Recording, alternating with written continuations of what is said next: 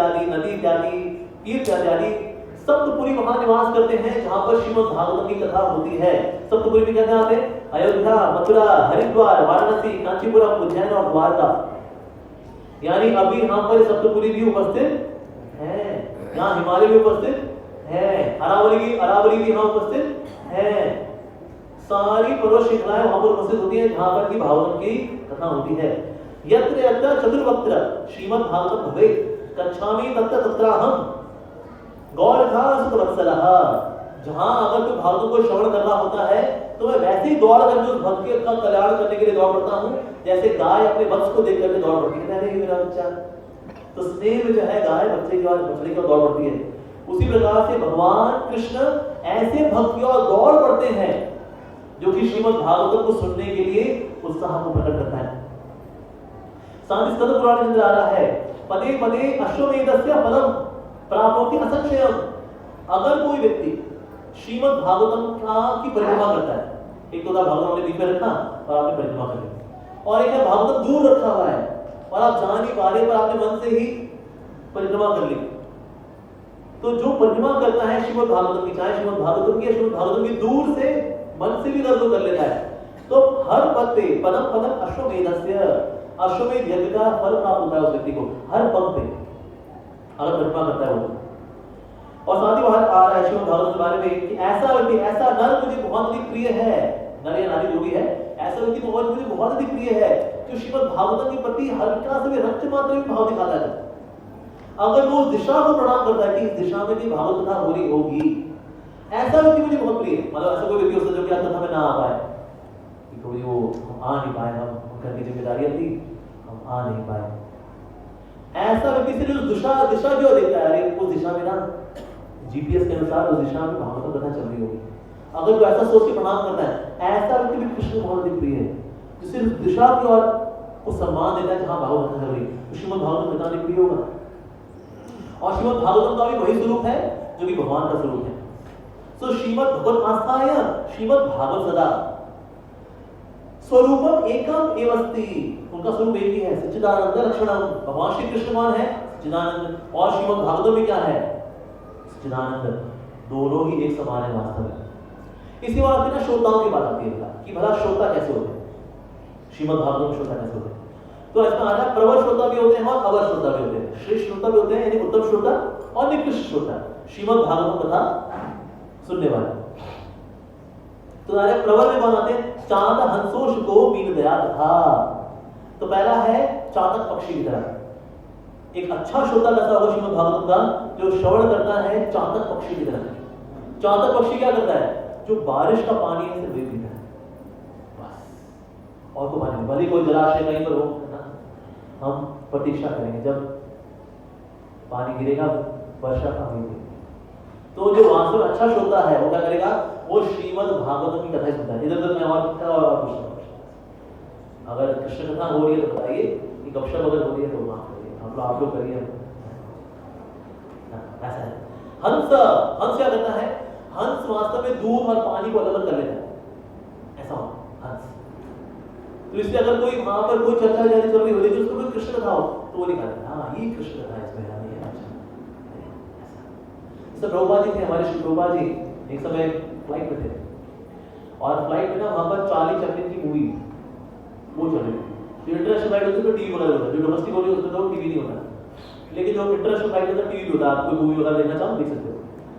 तो उसमें Charlie Chaplin की मूवी थी, Prabhupada ji Charlie Chaplin movie देख रहे थे और हंस रहे थे। तो सामने सेक्रेटरी बैठा हुआ था, उसने प्रभुपाद जी को देखा कि श्री प्रभुपाद जी चार्ली चैपलिन की मूवी देख करके हंस रहे हैं। और प्रभुपाद जी 5-10 मिनट उसको देखा और बंद कर दिया उसको, और फिर आंखें बंद करके हंस रहे। तो भक्तों क्या प्रभुपाद जी क्या चार्ली चैपलिन की मूवी के ऊपर क्या आप ध्यान लगा रहे हो? प्रभुपाद जी आपको सोच ही कुछ हंस रहे हैं, तो कुछ बताइए किस बारे में क्या सोच रहे हैं आप? तो प्रभुपाद ने कहा ये चार्ली चैपलिन की जो मूवी है एक सांसारिक हास्य रस की बात है, ये व्यक्ति है उतना हंस कर रहा है और लोग हंसते हैं उसको देख करके। एक सांसारिक क्लाउन को देख करके, जोकर को देख करके, एक्टर को देख करके उसमें हमें आमोद प्रमोद होता है। और जगत के अंदर जो हास्य रस है वो गोलोक वृंदावन से है, भगवान श्री कृष्ण के नाम से। तो वहां पर जो आमोद प्रमोद होता है वो बोला क्या ही होगा। एक समय और भगवान ने कोट भी किया एक लीला, एक कुबड़ी थी वो कृष्ण के पास आई, त्रिवक्रा नहीं पर कुबड़ी थी वो आई वृंदावन में, कहते कृष्णा तुम तो कहते हो ना सब प्रकार के धर्मों को त्याग करके इकलौती तुम्हारे शरण में आओ तुम स्वीकार करते हो, तो तुम्हारे शरण में आ गई हूँ, अब मुझको अपनी पत्नी के रूप में स्वीकार कर लो ना। तो सारी गोपियां बोली हाँ हाँ बिल्कुल, कृष्ण भी टेढ़ा मेढ़ा, ये भी टेढ़ी मेढ़ी, दोनों का जोड़ी बहुत बढ़िया रहेगी। तो ये सोच के सारी ऐसा जब एक गोपी ने बोला तो सारी गोपियां हंसी। तो ये लीला बताई श्री प्रभुपाद जी ने। तो प्रभुपाद जी देख रहे हैं 40 चैप्टर की मूवी 5 मिनट देख रहे हैं, लेकिन स्मरण क्या हो रहा है उनको? कृष्ण लीला। तो ये हंस है वहां से, परमहंस है कि देखा कुछ और स्मृति कुछ और, ऐसा। तो हंस हो गए। अच्छा, और तीसरे शुक्र, यानी कि तोते के समान होना चाहिए श्रोता को। यानी कथा के बाद अगर आपसे कोई पूछे और कथा में क्या हुआ तो हम बता पाए, ऐसा नहीं हमें बताएं कथा अच्छी थी, it was nice, it was very nice. अरे लेकिन वो नाइस क्या था ये तो बताओ। Very nice. लेकिन अगर तोते की तरह, तोता जो सुनता है उसको रिपीट भी कर लेता है, दोहरा सकता है उसको। इसलिए हमें भी जो कथा सुनेंगे, हमें भी कथा को हम रिपीट कर सकें, ऐसा होना चाहिए। और होता है देखिए, ऐसा नहीं कि हम आपकी कोई स्मरण शक्ति की कोई परीक्षा है। अगर आप श्रीमद् भागवत को बहुत हृदय से सुनते हैं, हृदय से जो चीज सुनते हैं उसको आपको याद करना नहीं पड़ता, वो आपको याद रह जाती है, क्योंकि आपने उसको बहुत हृदय से सुना है। इसलिए तो श्रीमद् भागवत को भी अगर हम हृदय से सुनेंगे तो आपको भागवत को याद नहीं करना पड़ेगा, हमें श्रीमद् भागवत को याद रह जाएगा क्योंकि हमने उसको हृदय सुना है। और अगर आपको लगता है कि स्मरण शक्ति थोड़ी कमजोर है तो क्लास में पेन और कॉपी लेकर के आना चाहिए। पेन और कॉपी जो है कथा में लेकर के आना बताता है कि आप कथा को लेकर गंभीर हैं। जैसे अगर आपको रेसिपी बनानी होती है ना और वो टीवी पर आ रही है, आइए सीखते हैं ये अमचूर और पुदीने और आंवले की चटनी कैसे बनती है। कैसे बनती है, कैसे बनती है, कितना अमचूर, इतनी हरी मिर्च, इतना आंवला, इसको सुखाना है, फिर मिक्सी में डालना है, ये करना है, वो करना है। क्योंकि आंवले पुदीने की चटनी इंपॉर्टेंट है, इसलिए पेन और पेपर तो जरूरी है। लेकिन भागवत कथा हम दोस्तों की याद रखी लेते हैं बस, लेकिन कितना याद रख पाते हैं? आप यहां से जब घर तक पहुंचेंगे ना, आपको कथा 20% याद होगी, और कल आप जब वापस यहाँ कथा में आएंगे 5% भी याद हो, बहुत बड़ी बात है।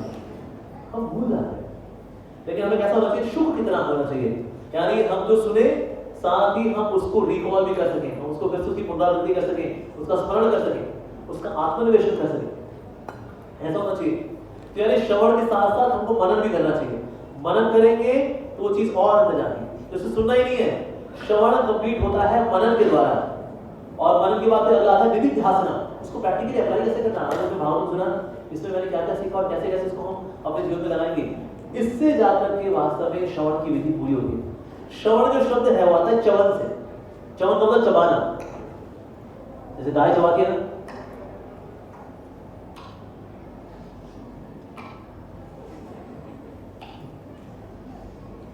पूरा मलिना निकाल देती घास को, सॉलिड होता है जो खाया होता है, एकदम लिक्विड बना देती है उसको, तो ये चवन है, चबाना। तो वैसे जो खाया तो सॉलिड था, लेकिन बन गया क्या? वो लिक्विड। इसी प्रकार से हम भी जो श्रवण करें तो श्रवण का मतलब चवन, चवन का मतलब चबाना, यानी मनन। ये मनन करने का देख करो आप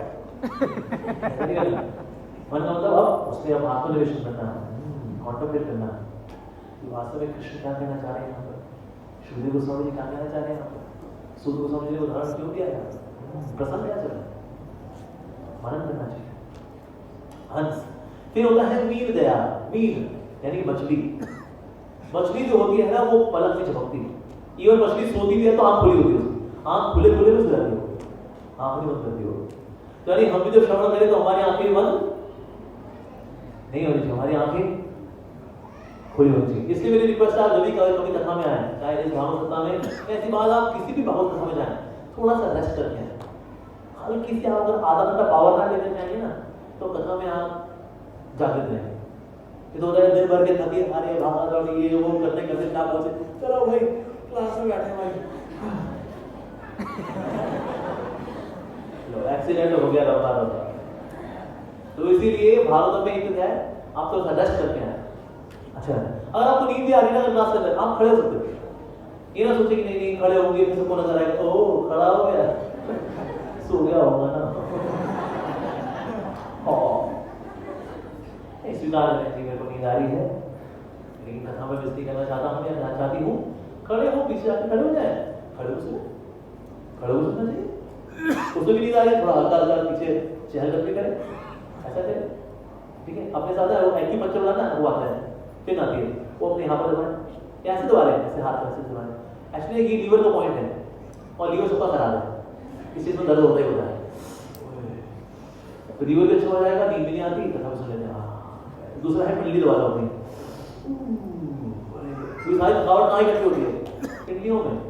तो पिंडली आप दबाएंगे, आप दर्द होगा, तो दर्द से आपका थकावट निकलेगी और ताकि आपको नींद आती है, तो दर्द में आप सो नहीं पाते। मेरा एक मित्र है, बहुत क्लास में आता है, रोज एक दो मिर्ची जेब में डाल देते हैं, जैसे ही झपकी लगी रेकमेंड करते हैं ऐसा करो आप, लेकिन वैसा करता है मतलब एक बार मालूम ऐसी सिसकी निकलती है, 1 घंटे कथा तो हो जाती है, उसका फिर जगह रहना चाहिए कथा में। हमें ऐसा मतलब उत्कंठित होकर सुने, यानी उत्कंठा ऐसे हो सुनना चाहिए।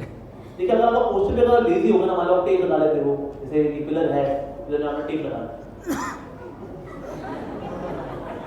Now you can not take inside क्योंकि अब टेक आगे नहीं, तो पानी पी लें, थोड़ा रेस्ट करके आए, इस प्रकार से कथा में आना चाहिए। आप आमा दौड़े करके आएंगे, कुछ लोग हैं तो इससे बेस्ट है थोड़ा सा रेस्ट लो, 15-20 मिनट की पावर है टेस्ट करके, आधा घंटा सो लो, आधा घंटा रेस्ट कर, फिर आप क्लास में आओ फ्रेश और कुछ खा के आओ। खाली पेट भी हमको नींद आती है, खाली पेट होते हैं, गैस बनती है, कथा में बैठे थे, गैस चढ़ी और धूप बराबर धूप, इसमें हल्का फुल्का आप कुछ प्रसाद वगैरह पा करके आओ, ठीक है। साथ में जाओ, अपने जेब में रख लो, आंवला कैंडी वगैरह कुछ होता है ना, वो रख लिया, बीच में डाल लो। जगह रहना ज्यादा जरूरी है कथा के अंदर। तो कैसा होना चाहिए, हमें मीट के समान होना चाहिए, यानी कि मछली के समान आंखें खुली रहनी चाहिए, आंखें खुली खुली में सुनना चाहिए। जैसे वेद व्यास जी बदली थी ना, आंखें भी खुली, मुंह भी खुला हुआ, ऐसा होना चाहिए। हमारे मंदिर में ब्रह्मचारी है, बलि बुलाई वो करके ऐसे ही सुनते हो, पूरा 1 घंटा ऐसे रहते हैं और हम उनको देख देख के ऑप्शन और ही एक्चुअली यस। तो ये 4 प्रकार के हैं श्रोता जो कि सकारात्मक श्रोता है। पहला चातक के समान, दूसरा हंस के समान, तीसरा तोते के समान, चौथा तो यानी कि सार ग्रह भी होना चाहिए, कृष्ण कथाएं सुननी चाहिए, तीसरा यानी कि हम जो सुने उसको रिपीट भी कर पाना चाहिए, और चौथा आंखें खुली रहनी चाहिए, हमें सचेत होना चाहिए। ऐसा नहीं आंखें खुली हैं लेकिन मन कहीं और है, वो भी नहीं होना चाहिए। आंखें तो खुली थी, मन भी नहीं रहना चाहिए। तो ये ना हो कि आपकी जो नींद का जो पूरी जो थकावट है वो कहाँ पर निकलेगी, कथा में। एक व्यक्ति था, वो कथा करता था, तो एक बंदा आता था क्लास में और आके सो जाए, तो कथावाचक बोले लो आ गए, लो बैठ गए, और पूरे टाइम सो जाए, और फिर उठेगा और कथा के बाद चला जाएगा, लो चला। तो यानी कथा में से 3 शब्द सुना जाता, लो आ गया, लो बैठ गया, लो चला गया। तो इस वजह से घर में चोर घुसा और लेटा हुआ था, लो आ गया, चोर को लगा दिया, थोड़ा इंतजार करते हैं, तो सोफे बैठ गया, लो बैठ गया, ये जगा हुआ है, तो जो वो निकलेगा कहता है लो चला गया, पक्की बात है। तो अगर वो कथा में सो जाता तो भी लाभ नहीं मिलता, घर में चोरी हो जाती, नहीं कथा सोने के लिए नहीं है, कथा तो जगह रहने के लिए। तो ये 4 प्रकार के सकारात्मक श्रोता है, ठीक है। अच्छा, नकारात्मक श्रोता भी थे, अवर श्रोता बता कैसे थे। एक है वृत्त, यानी भेड़िए के समान। भेड़िए करता है, भेड़िया आवाज करता है, भेड़िए लोग होते हैं ग्रुप में जाएंगे पहाड़ के ऊपर,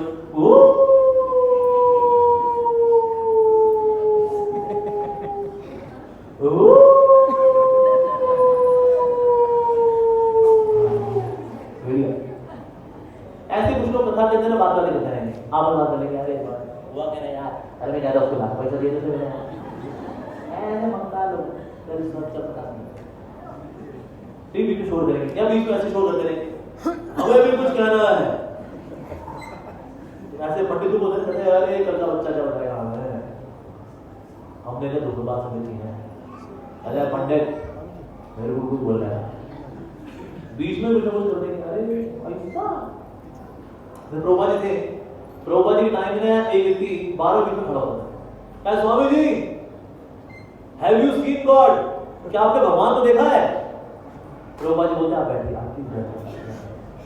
फिर प्रभुपाद जी कथा कर रहे थे, अमेरिका में अमेरिकन बॉय, क्या Swami ji have you seen God, क्या आपने भगवान को देखा है? प्रभुपाद जी बोला आप प्लीज बैठ जाइए। फिर खड़ा हो गया 5 मिनट बाद, स्वामी जी क्या आपने भगवान को देखा है? प्रभुपाद जी ने कहा मैं लगातार भगवान को देखा हूं, लेकिन आप जब खड़े हो जाते हैं तो दिखने बंद हो जाते हैं।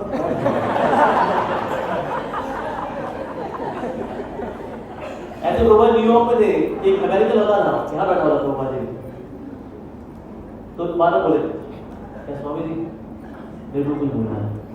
प्रभुपाद जी कहा बैठो, मैं बोल रहा हूँ ना, मैं बोलूँ क्या बोलना है? फिर प्रभुपाद जी के साथ करके बोले Swami ji I also want to say something. Prabhupada ji ने पूछा, फिर बार-बार किया, प्रभुपाद जी ने इशारा किया कि सेब लेके आओ, चक्कू दो मेरे को।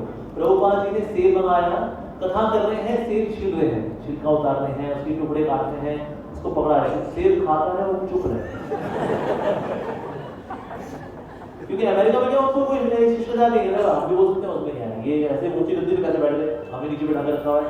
कि भारत में कल्चर लोग स्वीकार होता है, हाँ भाई कथावाचक है, कथा कर रहे हैं इस तरह से, लेकिन वहां आता है why this guy sitting up there, what is all about man? तुम्हारा बोला तो ये बीच में क्या तो कथा के अंदर डिस्टर्बेंस करना, तो ये नकारात्मक सुनना आता है, बीच में जो शोर वगैरह करना, या कहीं वो ना वो बचता रहता है बीच में टे टे टे टे टे टे, या बीच में ना कहीं वो खुद शोर नहीं कर रहे तो बच्चे शोर कर रहे हैं और वो बैठ जाते हैं कथा तो सुन लेंगे, तो सर आप कथा सुनो लेकिन बाकी कथा का सत्यानाश हो रहा है। तो इसे छोटे बच्चों का कोई ना कोई इंतजाम करके आना चाहिए, या तो पति को बुला दो कि मैं कथा सुनूंगी, आप कथा सुन लेना, जिना बच्चा संभालेंगे, जिना बच्चा संभालेंगे, लेकिन नहीं हम क्लास में लेकर के आएंगे उनके क्या क्या गुगू भी होगी, सब चलेगा ना।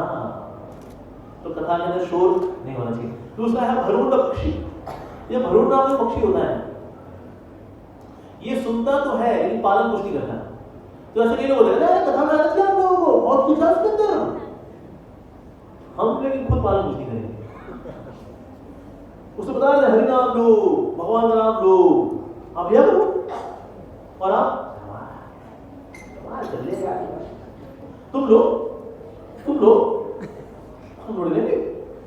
दूसरे तो बोलते हैं भरूण पक्षी। तीसरा होता है बैल। बैल ना ये देखता कहाँ बैठना है, कहाँ नहीं बैठना, गंदगी में बैठना, सफाई में बैठना, कहीं भी आगे बैठता है। तो ऐसे छोटा तो कहीं भी आगे बैठते कहता प्रसादा तो है ना जी, यार मेन तो वही है हमारे, अरे कथावाचक तो ये है अपना दुकान पर चला रहे, अमृत तो वहाँ है। क्या बनाया छोले भटूरे, श्रीमन भागवत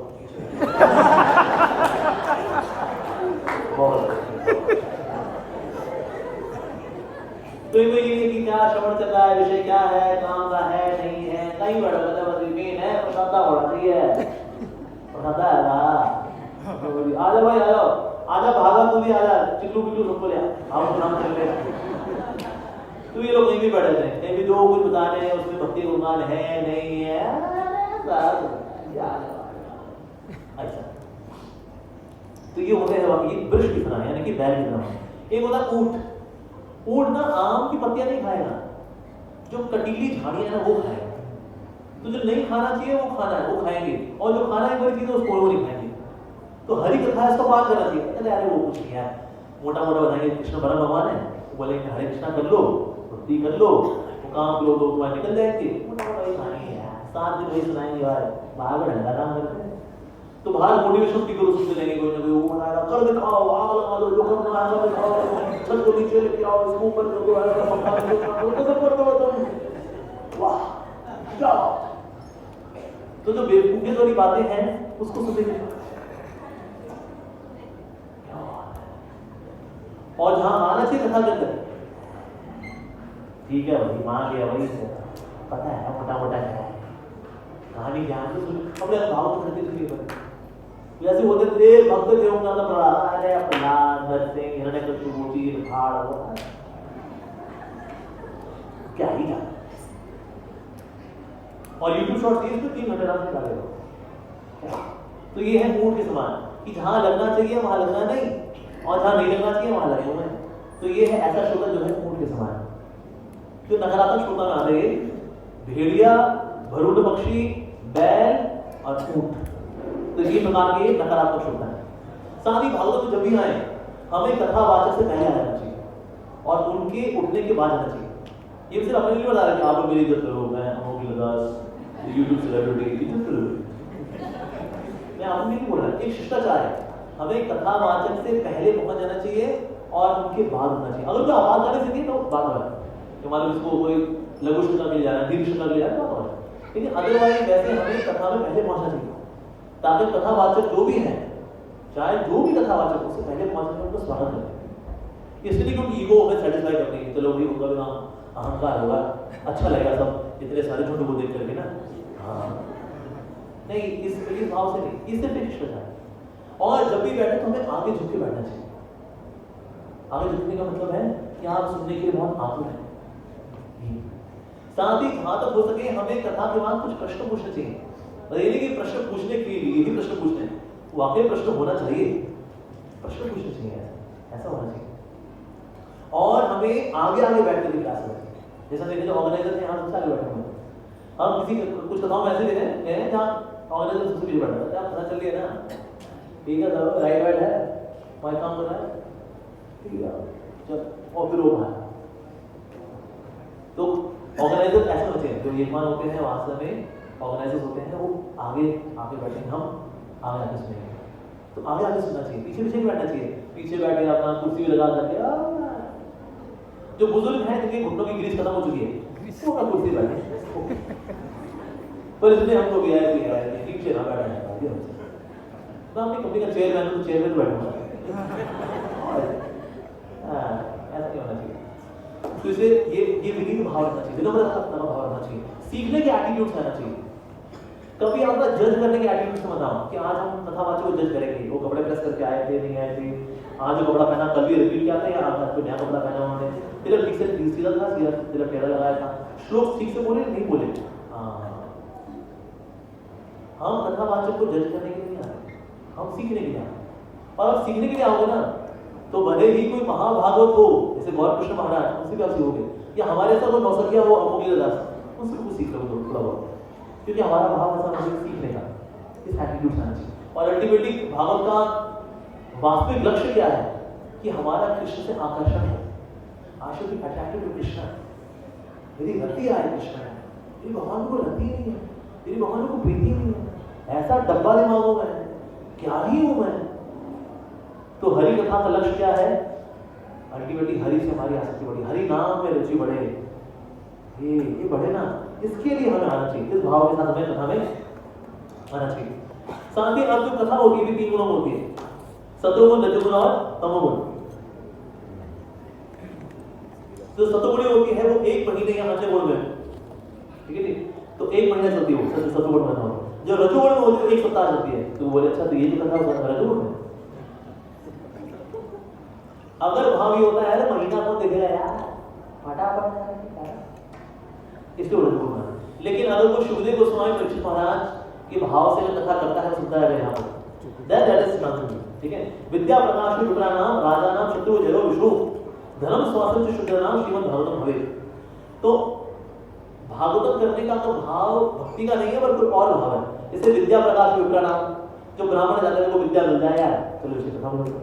राजा नाम शत्रु जयो, राजा को सोचे अरे भाई शत्रु में विजय प्राप्त किया ना, इसके लिए पुण्य चाहिए, भागवतम सुनेंगे और करेंगे। धर्म, अगर धन की इच्छा कौन करता है?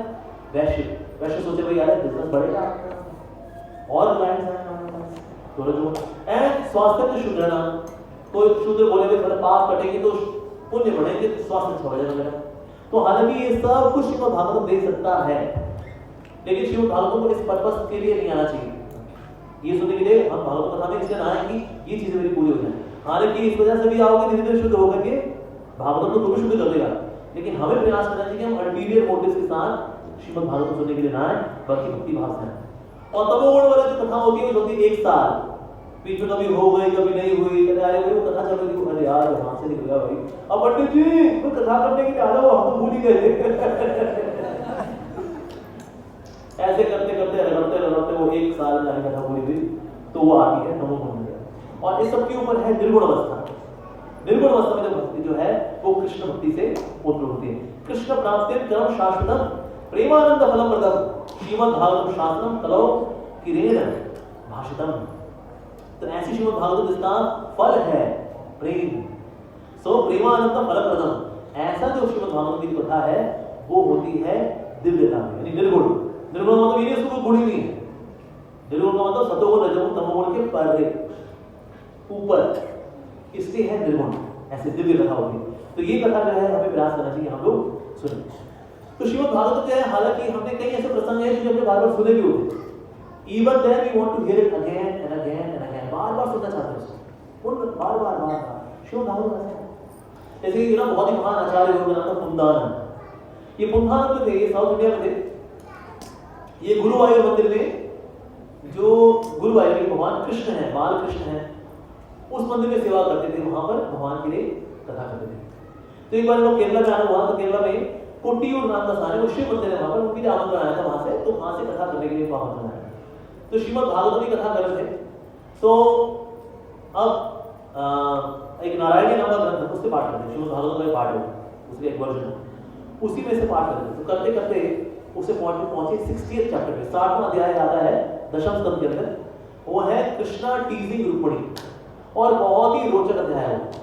किस प्रकार से कृष्ण रुक्मिणी बोल रहे हैं, अरे क्या रुक्मिणी तुमने मुझसे विवाह कर लिया, तुमने मुझसे विवाह नहीं करना चाहिए ना, ये शिशुपाल दंतवक्र इत्यादि है ना, इनमें से विवाह करेंगे, तुमने क्या मुझसे विवाह कर लिया।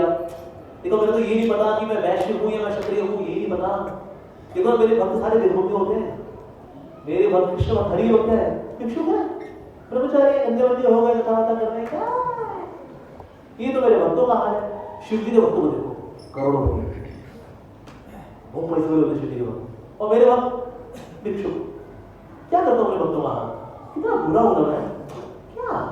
और तुम तो एक रानी हो, क्या तुमने ग्वाले से तुमने विवाह कर लिया, तुमको तो किसी राजा से विवाह करना चाहिए। तो लेकिन अभी भी देरी नहीं हुई है, तो चाहो तो किसी और से विवाह कर सकते हो। अभी इनके बहुत हो चुके हैं, ऐसे नहीं शादी की इनको समय हुआ है, इनके बच्चों के बच्चे हो चुके हैं। कृष्ण की 16,000 पत्नियों में से हर एक पत्नी से 10 पुत्र और 1 पुत्री थी, 11 बच्चे। तो यानी कि 16,000 मल्टीप्लाई बाय 11 कितने बच्चे हैं, और फिर अब इनके बच्चे आगे हो चुके हैं। तो फिर कृष्ण बोले देख लो अभी भी चाहो तो किसी और से, तो इसमें रुक्मिणी ना इसमें मूर्छित जाती है, और फिर वो हर एक उस बात जो कृष्ण बोल रहे हैं उसको फिर उसकी कृष्ण की प्रशंसा में बोलती है कि आपने बोला कि मेरे को किसी राजा से विवाह करना चाहिए। इस दुनिया के अंदर दंतवक्र, ये शिशुपाल, ये लोग राजा नहीं है। इस दुनिया में राजा प्रकृति 3 गुण, ये सबको रूल करते हैं, सब पे शासन करने वाले प्रकृति 3 गुण है, सतो रजो तमो, प्रकृति 3 गुण। और जो मुक्त जीव भी है वो गुणातीत है, लेकिन गुणाधीश तो आप है, इसलिए राजा तो आप है। और कि मैं एक साधारण स्त्री हूँ, कहाँ मैं आपसे विवाह करती हूँ, बिल्कुल मैं योगी हूँ, यहाँ बिल्कुल सही कहा कृष्ण, मैं योगी नहीं हूँ आपके, हमारा विवाह अनुचित है, क्योंकि मैं एक साधारण स्त्री हूँ और आप राजा हो। क्योंकि जगत के जो राजा हैं उनके राजा प्रकृति 3 गुणों के राजा आप। तो कृष्ण इसलिए मेरा वाकई विवाह क्या ही हो गया आपसे, मैं योगी नहीं हूँ आपके। और आपने आपके भक्त भिक्षुक हैं, आपके भक्त से भिक्षुक है नहीं, वो चुनते नहीं है, ये धन धनाड़े ऐश्वर्य चाहिए बहुत क्लास, कृष्ण मुझे आप चाहिए, ये बहुत एम्बिशियस होता है। और आपने शिव जी को उदाहरण दिया, शिव जी के भक्त करोड़पति, शिव जी खुद आपके भक्त हैं, वो कैलाश में रहते हैं, 1 BHK अपार्टमेंट नहीं उनके पास। एक से बात नहीं बोल भी देखिए, कुछ घर बार होना चाहिए, बड़ा घर होना चाहिए, हमारी गृहस्थी है, गणेश है, कार्तिक है, गृहस्थी हमारी, घर होना चाहिए, बड़ा सुंदर घर बना दिया, ब्राह्मण इत्यादि आए, गृह प्रवेश हुआ, गृह प्रवेश में जितने ब्राह्मण थे उनको गिफ्ट भी दिया। आखिरी ब्राह्मण ने बोला मेरे को दाल में ना ये घर चाहिए, बड़ा सुंदर है। शिव जी का ठीक है, लो बैक टू स्क्वायर वापस। तो शिव जी खुद परमहंस वैष्णव है, और वो कोई कंगाल चौकड़ी ना कोई बहन ना हो ना गाड़ी ना कुछ नहीं, पर ऐसा नहीं श्री बस ऐश्वर्य नहीं हो सकता, ऐसा नहीं है। पहले वो कंगाल चौकड़ी हो गए चाहिए नहीं, हमें कृष्ण चाहिए, हम प्रेम भक्ति चाहिए, इससे निकल। तो वहां से कृष्ण भक्तों से अधिक एम्बिशियस कोई भी नहीं। लगता है कि इनकी तो महत्वाकांक्षाएं खत्म ही होगी, बेचारे गंजे हो गए बेचारे, हाय अरे इनकी महत्वाकांक्षा बहुत ज्यादा ऊपर है, इनको संसार में कुछ तुष्ट करता ही नहीं। कोई सुंदर स्त्री, सुंदर पुरुष, पैसा, ऐश्वर्य, धन, वैभव, यश, प्रसिद्धि कुछ नहीं। तो जितना यश इनका है, जितना इनकी महत्वाकांक्षा है, इनको कृष्ण से मुक्ति मिलनी चाहिए। तो कृष्ण आप भी चलिए, ये है आपके वक्त।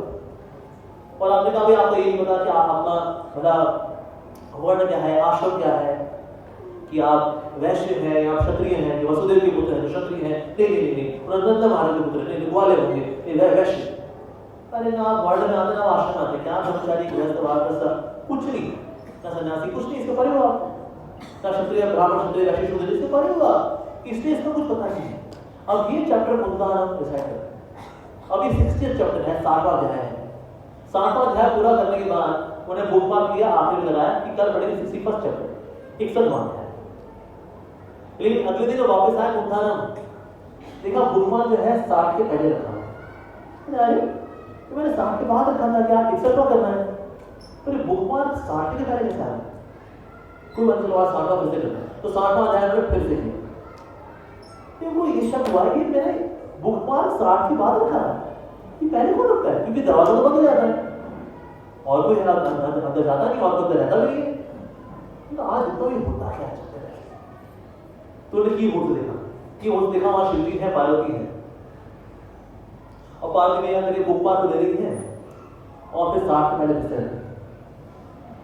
तो शिवजी बोले पार्वती क्यों कर रही हो ऐसा? उसने दोबारा कहा कि तो यार 60 जाएगी, बुक मार्क को देखते हुए कि 60 का ढाई वगैरह रखा हुआ, उसने 60 के आखिर में लगाया था, तुमने 60 के पहले रख दिया उसको, आज कथा कर दी, अब तो आगे बढ़ने दो। पार्वती ने बोली ना ये पुनः 60वां अध्याय इतना सुंदर कथा है भागवतम का, मेरे को ना दोबारा सुनना है, बार बार सुनना है। शिव जी ने कहा अच्छा तो कोई 60वां अध्याय सुनना है ना, अच्छा मैं कथा कर दूंगा ना तुम्हारे लिए, 60वां अध्याय में कर दूंगा, उसको तो आगे जाने दो। तो पार्वती बोली पूरा तो नहीं मानोगे आप, इतनी सुंदर कथा उद्धारण करना है ना होती है तो आप भी नहीं कर सकते। तो मतलब पत्नियां जो है पति से कभी संतुष्ट होने वाली नहीं। इवन पति अगर शिवजी साक्षात शिवजी भी हो तो भी शिवजी ने कहा समझ गया वास्तव में पूरे बिल्कुल उद्धारण की कथा बहुत चलती है, ठीक है, तो उसको हम 60वें अध्याय के शुरू रखते हैं। इस प्रकार से जब तक 60वें अध्याय के पहले उपमा रखती नहीं पार्वती मैया, उत्थानम 60वां अध्याय बार बार करते रहे और बार बार शिव जी और पार्वती 60वें अध्याय को सुनते रहे। कोई एक ही कथा हो कितनी बार सुनता है, बार बार बार बार बार बार बार बार, क्योंकि श्रीमद् भागवत में है अगर भक्ति भाव से सुनी जाती है तो इसलिए अगर जो इसको बार बार भी सुनेगा तो प्रेरणा मिलती है। तो इसको देखिए जैसे आप कार्तिक का महीना आता है, हम सबने दामोदरी लीला सुनी हुई है, यशोदा मैया है, कृष्ण पीछे दौड़ती हैं, उनको पकड़ना चाहती हैं, बांधना चाहती हैं, दोनों छोटी पड़ जाती है, हर बार कथा सुनते होंगे, वो पता है हाँ दो छोटी पड़ेगी फिर कृष्ण आगे जाएंगे, पता है या वो ये वाला जो वृक्ष है हम गिरेंगे उसमें से गलपुर पड़ेंगे, सब सुना है हर साल हमने, फिर भी कार्तिक महीने में आना रे तुम चीज बात दामोदर कथा करोगे, तुम कितनी बार सुने हो? 25 बार, अब 26वीं बार। सो कृष्ण कथा का स्वभाव ये है, वास्तव में ना मटीरियल वर्ल्ड बहुत ही जगत है, बहुत ही जगत में हर चीज सेम ही हो रही है, उसमें हम वैरायटी एक्सपेक्ट करते हैं, सोचते हैं उसमें बड़ी वैरायटी होगी, और सोचते हैं जो आध्यात्मिक जगत है ना ये क्या है, तो सेम वही सुबह उठना, वही हरे कृष्णा, वही। लेकिन वास्तव में ना आध्यात्मिक जगत में दिखता है कि उसमें सब एक ही है, लेकिन उसके अंदर देखना बहुत विविधता है, बहुत ही जगह दिखता है उसमें बहुत विविधता है, लेकिन देखा जाए ना सेम ही है, दिनचर्या जगह देखे ना सेम ही है। तो कृष्ण कथा कैसे पाना चाहिए इस तरह से। तो श्रीमद् भागवतम की ही महिमा में एक श्लोक बड़ा सुंदर श्लोक आता है,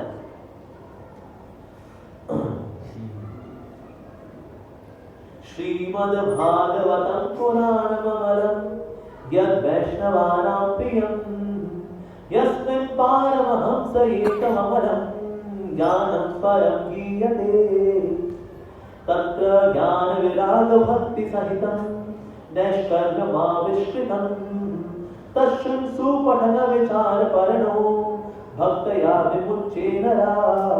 तो श्रीमद् भागवत पुराणम अमरम, ये अमर पुराण है श्रीमद् भागवत, यानी कि इसके तो कोई दोष नहीं है। इसमें सिर्फ भक्ति और सिर्फ भक्ति की ही चर्चा है। वो कर्म योग, ज्ञान योग, अष्टांग योग, ये वो थोड़ा भक्ति का सिर्फ भक्ति, और बाकी सारे योग इनकी सेवा करते हैं, ये बताया गया। ये वैष्णव नाम प्रियम, ये श्रीमद् भागवत बहुत प्रिय है वैष्णवों को। साथ ही यस्मिन् पारमहंस एकमलम, साथ ही परमहंस लोग हैं वो भी इसको रिलीज करते हैं, कथा करते हैं। आप देखिए सुखदेव गोस्वामी जब मां की कोख से निकले, ये परमहंस है, पर एक ज्ञानी परमहंस है, और श्रीमद् भागवत सुनकर के हो गए ये प्रेमी परमहंस। ज्ञानी परमहंस से प्रेमी परमहंस, यानी सिर्फ परमहंसों को रिलीज नहीं करता, परमहंसों का परमहंस होना उसको अपग्रेड कर देता है। ज्ञानी परमहंस को प्रेमी परमहंस बनाया है। सुखदेव गोस्वामी ये ज्ञानी परमहंस है, ये श्रीमद् भागवत सुनकर के हो गए प्रेमी परमहंस। चतुष्क कुमार ये भी लिमिटेड है, मुक्त जीव है, ज्ञानी परमहंस। इन्होंने भी सुना हरि कथा को, श्रीमद् भागवत को, बन गए प्रेमी परमहंस। इसलिए जगत के अंदर आपको कैसे उदाहरण ऐसे मिल जाएंगे जो कि थे पहले ज्ञानी परमहंस और बन गए प्रेमी परमहंस, लेकिन आपको एक भी ऐसा उदाहरण नहीं मिलेगा जो कोई था प्रेमी परमहंस बन गया वो ज्ञानी परमहंस, कभी नहीं। यानी कि निराकार को छोड़ करके ज्ञानी परमहंस होने वाला क्या है, जो निराकार का साक्षात्कार कर चुका उसको ज्ञानी परमहंस। तो निराकार की सिद्धि से लोग भक्ति की ओर आए, लेकिन भक्ति से वो निराकार की ओर जाए, एक भी उदाहरण नहीं, नॉट इवन वन। तो श्रीमद् भागवत में अपग्रेडेशन करके आता है ऐसा। तो इसलिए परमहंस जो है उसको इसका कहते हैं ज्ञानम परम गीयते, इसका गुणगान करते हैं। और साथ ही तत्र ज्ञान विराग भक्ति सहितम, तो ज्ञान विराग और भक्ति के साथ ये पोषण करता है हमारा श्रीमद् भागवतम। और जो इस प्रकार से सुपठन इसका करेगा वो निश्चित रूप से भगवान के चरणों को प्राप्त करेगा। तो ये श्रीमद् भागवत है। अच्छा, स्वयं भगवान श्री कृष्ण कब आए? श्री कृष्ण चैतन्य महाप्रभु के रूप में। जब वो श्री गौरांग महाप्रभु के रूप में है, निमाई के रूप में है, छोटे हैं, तो एक संस्कार होता है बच्चों का कि बच्चों के अंदर संस्कार क्या जानने के लिए उसके आगे ना बहुत सारी चीज होती है बच्चों के आगे, खाने पीने की चीजें, कपड़ा लत्ता, चाकू छुरी, पैसा, श्रीमद् भागवत। अब बच्चे को देखते हैं कि ना बच्चा किस ओर जाता है, उसके पिछले जन्मों की क्या संस्कार है। अगर तो क्या वो कपड़े लत्ते के बाद तो बताएंगे माता जी बढ़िया कपड़ा पहने वाला होगा, तो जब भी पहनेगा प्लीज बना करके पहनेगा, पहनने का शौकीन हो। खाने पीने हो गया माता जी, अब तो किचन में टाइम देगा आपका। पैसे के पास जाएगा मारवाड़िया में पक्का पैसा, बिजनेसमैन होगा तो खूब पैसा कमाएगा। और अगर चाकू छुरी के पास गया तब तो भाई ये तो दूसरी की औलाद हो गई। और अगर चला गया श्रीमद् भागवत की ओर तो विद्या की ओर उसका आकर्षण होगा। तो इस तरह से निमाई को रखा गया, देखते देखते कि बच्चा कहाँ जाना है। निमाई ने बाकी चीजों को देखा ही नहीं, सीधे श्रीमद् भागवत की ओर गए और उसका आलिंगन कर दिया। तो सबने कहा जय हो जय हो जय हो निमाई, अरे आपका बच्चा निमाई, आपका बेटा गौरांग बड़ा दिव्य है। इस श्रीमद् भागवत का आलिंगन कर दिया। सकल छड़िया प्रभु श्री शचि नंदना, भागवत धारिया दिले न अंग आलिंगन। तो भगवान ने क्या आलिंगन कर लिया, भागवत धरिया दिले न आलिंगन, तो छुआ ही नहीं, आलिंगन कर लिया छोटी अवस्था में। तो ये बताने के लिए कि वास्तव में सारी चीजों से श्रेष्ठ है श्रीमद् भागवत। और सबने कहा कि वास्तव में ये भागवत धर्म का प्रचार करेगा पूरी जगत के, कृष्ण भक्ति प्रेम भक्ति का प्रचार करेगा आगे जाकर के। जय हो जय हो जय हो। सो श्रीमद् भागवत में द चॉइस ऑफ कृष्ण, विभाव राधा रानी। सो श्री कृष्ण चैतन्य राधा कृष्ण रानी अन्य, वो जो युग रूप में आ रहे हैं, श्री चैतन्य महाप्रभु के रूप में, श्री गौरांग महाप्रभु के रूप में, उन्होंने चुना किसको? श्रीमद् भागवतम को।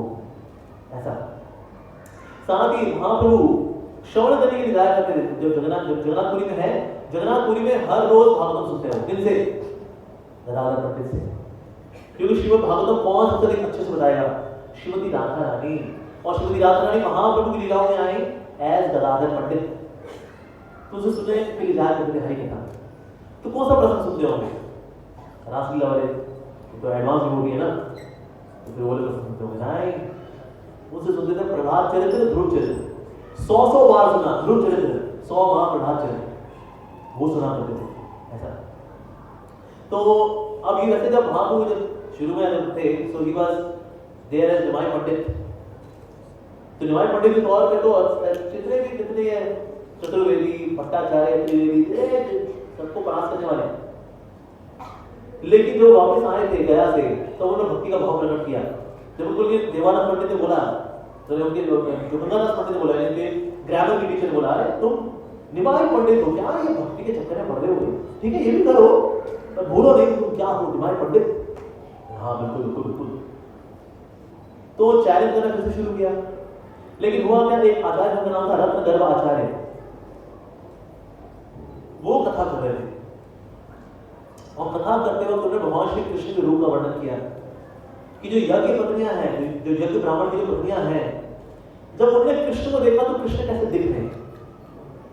कृष्ण जो है श्याम वर्ण के हैं, कृष्ण गोल्डन कलर की धोती पहनी हुई है, कृष्ण गले में सुंदर सी माला है, कृष्ण का बाएं हाथ में सखा के कंधे पे ऐसे रखा हुआ है, और हाथों में कमल है जो भगवान ऐसे से करके उसको रोल रोल कर रहे हैं, और उनके चेहरे पर सुंदर मुस्कान है। तो ये तो सुंदर वर्णन है जिस प्रकार से जो यज्ञ ब्राह्मण की जो पत्नियां हैं वो कृष्ण को देख रही हैं, तो वो निहार रहे रूप को। इस वर्णन को सुन करके महाप्रभु जो है वो प्रेमोन्माद में आ गए कि अद्भुत वर्णन, वो मूर्छित हो गए बस। तो जब समय देखा तो मूर्छित हो गए, अरे ये क्या हो गया, तो मूर्छित हो गए। उसका गदाधर पंडित श्रीमती राधा ने जानती है, मेरा भाव स्वीकार किया है, मुझको पता है कैसे ठीक है। उन्होंने श्रीमद् भागवत के एक और श्लोक को सुना करके उनको फिर से मूर्छा से वापस ले गया। सो ही न्यू हाउ टू कंट्रोल महाप्रभु, किस प्रकार से महाप्रभु नियंत्रित करना है वो जानती है एज गदाधर पंडित। सो भले श्रीमती राधा ने भाव लिया है महाप्रभु ने, लेकिन उस भाव को समझने के लिए, उसको संभालने के लिए राधा रानी चाहिए, इससे गदाधर पंडित रहे महाप्रभु के साथ। तो इसलिए वो सुनते हैं, अक्सर कृष्ण कथा सुनते हैं महाप्रभु, और इस प्रकार से एक समय कथा सुनते सुनते सुनते उनका विरह भाव इतना हो गया कि वो पहुंचे जहाँ टोटा गोपीनाथ है, वहां वो जो आंगन है वहां पहुंचे, और वहां पर ना जो जमीन को कुरेद रहे विरह भाव में, और कुरेदते वहां पर देखा यहाँ कुछ है, तो ये क्या है। तो गदाधर पंडित को बुलाया कि यहाँ पर क्या है। उन्हें जब वहां से मिट्टी हटाई तो वहां से निकले गोपीनाथ जी के विग्रह। तो फिर उनका नाम रखा है टोटा गोपीनाथ। टोटा मतलब गार्डन, गार्डन में मिलने वाले गोपीनाथ। और फिर उन्होंने ये सेवा दी गदाधर पंडित को कि अब आप लोग क्षेत्र संन्यास, आप यहीं पर रहो और यहाँ पर रहकर आप टोटा गोपीनाथ जी की सेवा करो। हालांकि उनकी इच्छा नहीं कहता है भाई ठीक है गोपीनाथ जी यहाँ पर हैं, पर ये चलते चलते गोपीनाथ जी सामने हैं, एज महाप्रभु आपको छोड़ना पड़ेगा मेरे को, मेरा क्षेत्र संन्यास गया है 7 साल के अंदर। लेकिन फिर भी उन्होंने सेवा की, गोपीनाथ जी की सेवा की। इवन जो बहुत बुजुर्ग भी हो गए थे गदाधर पंडित, तो माला नहीं पहना पाते थे भगवान को, तो जो टोटा गोपीनाथ जी बैठ गए जैसे जो आप पहना गए, इसे टोटा गोपीनाथ जी अगर आप देखेंगे जगन्नाथपुरी के अंदर वो बैठे हुए हैं। तो इस प्रकार से श्रीमद् भागवत सुनना और अपने विरह भाव को और इंटेंस करना, और उसको कीर्तन करना, और गहरा करना, उसको रनिश करना, वो क्या करते महाप्रभु श्रीमद् भागवत की कथाओं से। साथ ही श्रीमद् महाप्रभु के जो निकटतम पार्षद हैं उनमें आते हैं श्री रूप गोस्वामी, श्री सनातन गोस्वामी, श्री रघुनाथ दास गोस्वामी, रघुनाथ भट्ट गोस्वामी, गोपाल भट्ट गोस्वामी और साथ ही जीव गोस्वामी, षड गोस्वामी। इनमें सारे जितने भी गोस्वामी हैं सबने टीकाएं लिखी श्रीमद् भागवत के ऊपर, और एक आचार्य श्री रघुनाथ भट्ट गोस्वामी, उनको सिर्फ एक ही सेवा दी महाप्रभु ने, आप श्रीमद् भागवतम को गाया करो। श्रीमद् भागवतम को ऐसे गाना है, हर एक श्लोक को 4-4, 5-5, 6-6 तरीके से गाया करते थे, इतना मधुर तरीके से गाते थे। और जब भी वो गाएंगे तो उनके अश्रु निकलेंगे, और अश्रु से उनके सारे कपड़े भीग जाएंगे, ऐसा हुआ करता था श्री रघुनाथ भट्ट गोस्वामी। और इतना मधुर रिसाइटेशन होता था कि जो सुनने वाले हैं उनको अर्थ पूरा क्लियर हो चाहे ना हो, लेकिन उस मधुरता में उस रस का स्वाद मिला करते थे। और इस प्रकार से वो जो वाणी है उनके हृदय प्रवेश कर जाती थी, and they would understand the essence. हालांकि उनको संस्कृत नहीं आती तो भी, और वो पूरे 18,000 श्लोक उनके हृदय में मानो स्वर्ण जड़ित मणियों से इंगित हैं, ऐसे थे श्रीमद् भागवतम उनके हृदय में। And then he would recite और अभी बैठेंगे कथा करने के लिए श्री रघुनाथ भट्ट गोस्वामी, और अभी मंगलाचरण कर रहे हैं। मंगलाचरण करते करते उनके अश्रु निकलने शुरू हो जाते हैं। उसके बाद श्रीमद् भागवत में कथा और करेंगे। तो महाप्रभु उनको बोला था, भागवत पढ़ा सदा लव कृष्ण नाम, अचिरे करी न कृपा कृष्ण भगवान। तो अब कृष्ण की पूजा करो तो भगवान मानते हुए, और साथ ही हमेशा भागवत पढ़ो। ये कौन बोल रहा है? श्री कृष्ण चैतन्य राधा कृष्ण नाही अन्य। तो अगर कोई भक्त हो जो राधे राधे करता हो लेकिन भागवत ना पढ़ता हो, तो सर आपकी खुद की राधा रानी बोली नहीं है, भागवत पढ़ने का है। ये ना बोले हम तो देखिए शास्त्रातीत हैं, हम शास्त्रों के परे हैं। अच्छा शास्त्रातीत ओए होए, खुद तुम्हारे राधा कृष्ण रेकमेंड कर रहे हैं भागवत पढ़ा सदा लह कृष्ण नाम, भागवत पढ़ना चाहिए, तो ये रिकमेंडेशन है। तो महाप्रभु ने अपनी लीलाओं के अंदर आकर के भागवतों को रिलीज भी किया, उसका रसास्वादन भी किया, और साथ साथ इसको प्रचार प्रसार भी किया। सो महाप्रभु है कौन? स्वयं कृष्ण। तो कृष्ण को भागवत इतना नहीं प्रिय है वास्तव में। और भागवत जो आया है उसका जो भाव है वो इतना गहरा है, इतना सुंदर है श्रीमद् भागवत का भाव। तो भाव वाला कैसे चलता है? ये दूसरे श्लोक में आकर के आता है श्रीमद् भागवत में। प्रथम स्कंद के पहले अध्याय के ही प्रथम स्कंद के प्रथम अध्याय के दूसरा श्लोक है। और उसका है धर्म प्रोजित कैतवोत्र परमो निर्मत्सराणां सतां वेद्यं वास्तवमत्र वस्तु शिवनं तापत्रयोन्मूलनं श्रीमद्भागवते महामुनिकृते किं वा परेरीश्वरा सद्यो हय्यवरुध्यते प्रकृतिः शुश्रुहि विस्तक्षणा। तो ये श्लोक क्या है? प्रोजित कैटव धर्म, इसको तो लात मार के निकाल दिया है श्रीमद् भागवत में। कैटव धर्म, कैटव धर्म क्या होता है? शरीर से जुड़ा हुआ धर्म, इसको तो लात मार के निकाल दिया है, इसकी कोई जगह ही नहीं है। तो वास्तव में जो जीव का जो धर्म है वो है प्रेमा भक्ति, कृष्ण प्रेमा भक्ति। ये प्रेमा भक्ति का संदेश लेकर जा रहा है श्रीमद् भागवत। तो इसे कैटवो अत्र निकाल परमो, ये सर्वश्रेष्ठ ज्ञान है। निर्मत्सराणां सतां, ये जो निर्मत्सर है, ईर्ष्या से द्वेष से रहित है, सतां ऐसे शुद्ध भक्त, वो इसका रसास्वादन करते हैं। वास्तव में निर्मत्सराणां सतां जो बताया गया कि जो व्यक्ति द्वेषी है, तो यार इतना गुणगान ऐसा भी क्या है? ठीक है कृष्ण अच्छे हैं, पर इतने अच्छे तो कुछ ज्यादा ही हो गया, इतना भी नहीं रहे कि ये क्या वास्तव में मत्सर रखी है। लेकिन जो निर्मत्सराणां सतां है वो रनिश करते हैं, वो रसास्वादन करते हैं इसका। अच्छा तो मतलब तो अभी मत्सर वाला है व्यक्ति, वो क्या इसका पार्टी कर सकता है? पढ़ेगा ना उसके मत्सरता निकल जाएगी। इतनी खूबसूरती के साथ तत्व सिद्धांत खोलता है श्रीमद् भागवत, अद्भुत। और वास्तव में क्या है ये? वास्तवत्र वस्तु शिवदम, ये वास्तव वस्तु बताता है। जगत क्या है? अवास्तव वस्तु। तो अवास्तव वस्तु से हमारी आसक्ति है उसको तोड़ता है, और जो वास्तव वस्तु है यानी कृष्ण, इसने हमको जोड़ता है। इससे शिवदम, इसका टॉप मोस्ट वेलफेयर, ये सबसे अधिक शुभ चिंतक है पूरे जगत का श्रीमद् भागवतम। अच्छा कैसे भला? ऐसा कैसे? सबसे बड़ा शिवदम भला कैसे? इस प्रकार सबसे अधिक मंगलकारी ये है तापत्रयोन्मूलनम, कि जितने प्रकार के ताप है उनको बुझा देता है। ताप जल रहा है, जगत के अंदर जल रहा है, दो वक्त की रोटी कमाने के लिए क्या क्या नहीं करना पड़ता, धोखे देने पड़ते हैं, झूठ बोलने पड़ते हैं, क्या क्या पॉलिटिक्स करनी पड़ती है जीवन निर्वाह करने के लिए। ये ताप है मास्टर, शरीर के ताप, मन से ताप, लोगों से ताप, प्रकृति से ताप, गर्मी है, सर्दी है, बारिश हो रही है, ओले पड़ रहे हैं, जिसने धोखा दे दिया, दिल में कष्ट हो गया है, सारे तापों का उन्मूलन करने वाला है श्रीमद् भागवते महामुनि कृते। किसके महामुनि है कौन? वेद व्यास जी। यस, अब देखिए वेद व्यास जी ने सुनाया श्रीमद् भागवतम को शुकदेव गोस्वामी को, उन्हीं शुकदेव गोस्वामी से कथा सुने। यानी कि जब शुकदेव गोस्वामी परीक्षित महाराज कथा कर रहे थे, वेद व्यास जी बैठे हुए हैं, जबकि इनको ट्रेन करने वाले कौन? खुद वेद व्यास। वही नहीं बल्कि उन्होंने चतुश्लोकी भागवत लिया था नारद मुनि से, नारद मुनि वहां बैठे हुए। तो नारद मुनि ने जिनको ट्रेनिंग दी, उन्होंने जिनको ट्रेनिंग दी, उससे भागवत सुनने वाले हैं वेद व्यास जी, नारद मुनि। ये नहीं कहा रहे तुम्हारा बच्चा है, उसी क्लास में हम जाएंगे, हमने सिखाया उसको, चलो तुम मोटिवेट करो हम चले ना।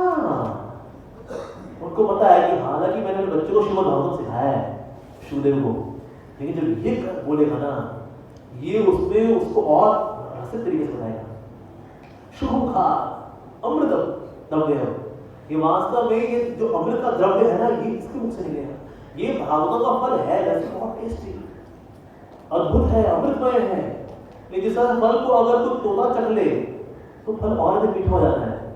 उसी प्रकार से श्रीमद् भागवत है तो बहुत अमृतमय है ये, लेकिन जब मेरे बेटे शुभदेव ने इसको चख लिया इसको, अब तो ये और अधिक अमृतमय हो गया है ये, अद्भुत ऐसा। सुबहाना मुनि कितने किंवा परेश्वर, अरे और किसी ग्रंथ जाओ, उनका क्या है, क्या तुम पढ़ोगे, ये पुराण वो पुराण, ये संहिता वो संहिता, किंवा परेश्वरा, इससे बड़ी और चाहिए क्या? क्योंकि सारे निगम कल्पतरोर गलतम फल, पूरे वेदों का जो वृक्ष है उसका पका हुआ फल है श्रीमद् भागवतम। पेड़ में क्या खाएंगे? छाल, क्या खाएंगे? टहनी, पत्ते, फूल, क्या खाएंगे? फल, तभी तो होगा जीवन सफल। तो फल क्या है? श्रीमद् भागवतम। किंबा परेश्वरा, इसके अलावा आपको चाहिए क्या? कुछ नहीं चाहिए और ऐसा बताओ। तो श्रीमद् भागवत जो है वास्तव में इतना अद्भुत है, और ये क्या करता है, जो भी श्रद्धा पूर्वक श्रवण करता है कृष्ण को हृदय में स्थापित करने की शक्ति रखता है। जय हो ऐसे श्रीमद् भागवतम की। ये जो पका हुआ फल है श्रीमद् भागवतम, इसका आस्वादन करना है। तो इसे बताया जाए वहां पर क्या, पीबत भागवत रसम आलयम, रसम आलयम, ये रस का आलय है। जैसे भोजनालय में क्या मिलता है? भोजन। विद्यालय में विद्या, तो रसमालय में क्या मिलेगा? रस मिलेगा, रस का आलय। इसीलिए भागवतम का अगर तो रस का पान नहीं करना तो दुर्भाग्यशाली है वो। बता रहा हूं, जगत के अंदर जितने भी भक्त हैं, आप भागवतम नहीं पढ़ते, मन भी नहीं करता है, इच्छा भी नहीं होती है, फिर ऐसा व्यक्ति ना मतलब अपने साथ बहुत बड़ी नाइंसाफी कर रहा है, क्योंकि भागवत कितना अमृत है। पी पतम, कैसे पिएंगे इसको? मुंह से, कानों से।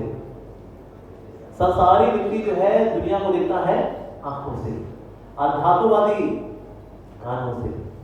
हमें कानों से दुनिया को देखना चाहिए। इसमें हमारी सोसाइटी का नाम क्या है? ISKCON, international society for Krishna consciousness. कानों से ही चेतना में क्रांति आ रही है। इसकी सोसाइटी का नाम होगा इस मुख नहीं, इस नाक नहीं, इस आंख नहीं, इस तो कान इसलिए खुले रखने चाहिए। श्रीमद् भागवतम कथा सुनते हुए कान खुले रखने। इसी से ही पीबत भागवतम रसम आलयम, इसी से ही रस का पान होगा। लेकिन उसकी आंखें खुली होनी चाहिए और चेतना भी खुली होनी चाहिए। यस। अभी वैसे देखिए फल होता है, अब फल तो सॉलिड है, तो पीबत क्यों लिखा है? वो भक्षण नहीं होना चाहिए, खाद्य नहीं होना चाहिए था। भागवत रसम आलयम, पीबत को लिखा, क्योंकि ना इतना कॉन्सेंट्रेटेड लेक्चर है ये कि आप जब इसको श्रवण करके मनन करते हैं, मनन करके क्या होगा?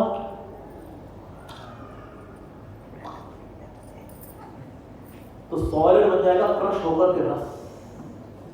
इसलिए बताया पीबत, इसको पीना है, इसको मनन करके सुनना भी है, मनन भी करना है, और फिर उस रस का पान करना चाहिए। फिर पुहुनो रसिका भूमि भावुका, जो रसिक भी होते हैं ना, जो रसिक भक्त हैं वो भी इसका आस्वादन करते हैं। ऐसा है श्रीमद् भागवत, क्योंकि रसिकों को ना और कुछ संतुष्ट नहीं करता। अगर आप किसी रसिक को दे दोगे ना महाभारत वगैरह, पढ़ लेगा ना, हाँ अच्छा है, बढ़िया बढ़िया, नाइस नाइस, बढ़िया, अच्छा है, क्यों आपको मन नहीं लग रहा क्या? नहीं लगता। भागवतम आपको कहीं का नहीं छोड़ता, श्रीमद् भागवतम आपको कहीं का नहीं छोड़ता, आपको सिर्फ भागवत कहीं को छोड़ता है। इसमें आप पढ़ लो कि हमारे भक्त हैं, भागवत के प्रेमी हो, तो वो अक्सर कहीं दूसरे ग्रंथ पढ़ते हैं, जो दूसरा और कुछ पढ़ते हैं, पढ़ते पढ़ते एक दो चार चैप्टर पढ़े, वापस आना क्या भागवत है, फिर भागवत कुछ समय रहेंगे, करते करते फिर कहते चलो उसको कंटिन्यू करता हूँ, फिर जहाँ छोड़ा था वहाँ पर कंटिन्यू करते रहता है, वापस आना। भागवतम पढ़ने के बाद व्यक्ति सिर्फ भागवतम का ही होकर रहता है, क्योंकि इतना तत्व, इतना सिद्धांत, इतनी एक्यूरेसी, इतना फ्लो, इतना अधिक पोषण श्रीमद् भागवत जो करता है, ऐसा और कोई कुछ करता ही नहीं। तो इसलिए मुहुर्त यानी रिपीटेडली रसिका भूई भावुका, उसका पालन बार बार करते हैं, ऐसा श्रीमद् भागवत। तो इसलिए जीवन में सिर्फ एक बार पढ़ने का नहीं है विषय, एक बार पढ़ने का आपको स्टोरी बता देगा, मोटा ये है। एक्चुअली श्रीमद् भागवत की सेकंड रीडिंग होती है ना, उससे भागवत की स्टडी शुरू होती है। केवल लोग एक बार लगे करने में तो हो गया भागवत ऐसा कुछ नहीं हुआ। ये जो रस का सागर है उसके सरफेस को छू के बस में निकले हो। एक्चुअल भागवत की रीडिंग शुरू होती है सेकंड टाइम, थर्ड टाइम और मैं वृद्धाश्रम में गया था। वृद्धाश्रम में यहाँ पर हम थोड़ा बताती है, थोड़ी कथा वाला कर रहे थे, तो ऐसे कुछ बताते थे वहां पर, और जितने बुजुर्ग बैठे होते हैं सब सुन रहे हैं, हाँ जी, अरे हम कुछ लोग बोले, कुछ लोग साथ में और वो भी कहते, हाँ और वो भी साथ में बोल रहे हैं। क्या ऑडियंस है? मैंने कहा आप लोग, मैंने कहा जितने मैंने आज तक भागवत को भी एड्रेस किया ना, this is the best audience. मैंने लेकिन आप लोग ऐसे कैसे भागवत में इतना कनेक्शन कैसे? कहता हमारा प्रभु जी 500 बार भागवत पूछता है। मैंने कहा भाई तो हमारे पिताजी बैठे रहने वाला, मैंने कहा 500 कैसे किया आपने? तो उन्होंने कहा देखिए वृद्धाश्रम है, हम लोग सब सुबह उठते 6 बजे 6:30 बजे तक उठ जाते हैं, उसका नहाते धोते थोड़ा वॉक वगैरह करते हैं, थोड़ा एक्सरसाइज करते हैं, थोड़ा आधा घंटा अपना प्रभु का नाम लेते हैं, आधा 1 घंटा नाम लेते हैं। उसके बाद फिर 8 बजे हम सब ग्रुप में रीडिंग करते हैं श्रीमद् भागवत की, और 8 बजे से लेकर के 1 बजे तक कितने घंटे हो गए? 5 घंटे। 5 घंटे हम सब ग्रुप रीडिंग करते हैं भागवत की। 1 पेज ये प्रभु पढ़ेंगे, 1 पेज ये माता जी पढ़ेंगे, फिर 1 पेज ये पढ़ेगा, फिर ऐसे करके हम सब पढ़ते हैं 5 घंटा। फिर 1 बजे फिर हम सब रेस्ट करने जाते हैं, फिर हम 1-2-3 घंटा रेस्ट करते हैं, फिर अच्छे इकट्ठा होते हैं, शाम को नाम पे लेते हैं। इस तरह से हम लोग रोज 5 घंटा भागवत पढ़ते हैं। ऐसे करते करते हमारा 500 बार हो चुका है। वाह भाई, हमारे तो ऐसा लग रहा है कि 5 बार हो चुका है। प्रभु 5 बार? ये 5 बार नहीं है, ये 500 बार है। मैंने कहा मैं आपके चरणों में ऐसे कर सकता हूँ? अरे नहीं प्रभु जी ऐसा होता है, हमारे गुरु जी नहीं अद्भुत, क्या टेस्ट है आप लोगों का। तो सबके सब हमारे इकट्ठे हो गए भागवत में, बजाय की चिल्ला वाली बातें करें, मेरा बेटा छोड़ गया, मेरे को कलयुग है, कलयुग ऐसे बड़ा किया हमने उसको। अरे कुछ नहीं रखा, चिल्लती बातें करते, बात करनी है तो भागवत की करते हैं। तो इस तरह से हमको भागवत जीवन में लेके आना चाहिए। एक बार पढ़ के कुछ नहीं होता, बार बार पढ़ने का है।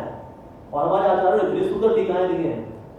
इस कौन में सारा दशमी भी अवेलेबल है, क्रम संदर्भ भी अवेलेबल है, शब्द संदर्भ भी अवेलेबल है, सनातन गोस्वामी कमेंट्री भी अवेलेबल है।